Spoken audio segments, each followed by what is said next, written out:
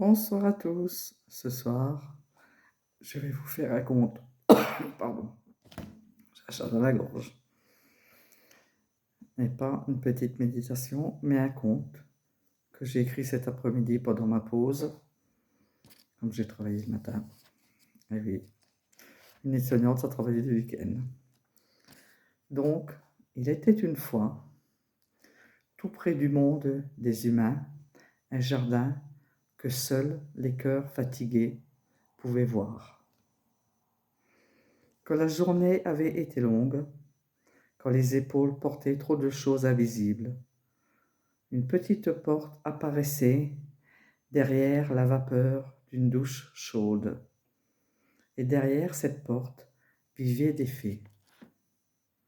Elles n'étaient pas grandes, pas plus hautes qu'une main, ouvertes.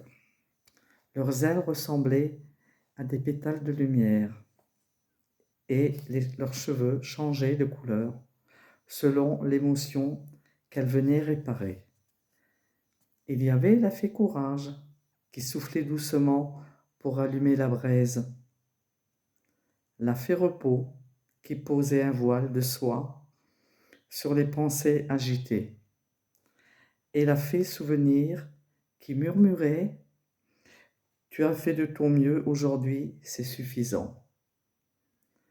Et il y avait une fée très spéciale qui s'appelait Mauna.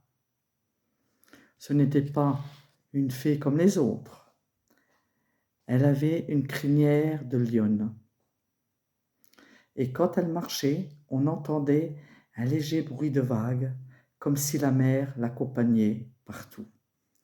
Les autres fées l'admiraient, car Mauna avait un pouvoir rare.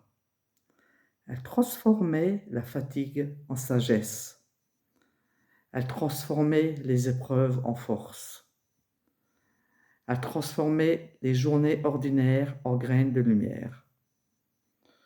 Ce que Mauna ignorait, c'est qu'elle était une fée déguisée en femme.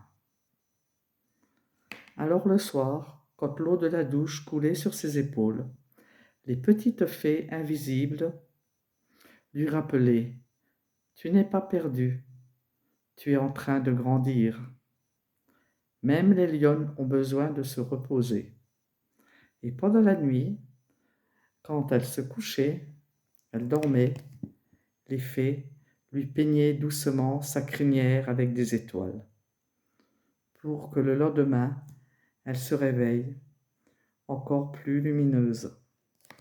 Merci, j'espère que ça vous a plu.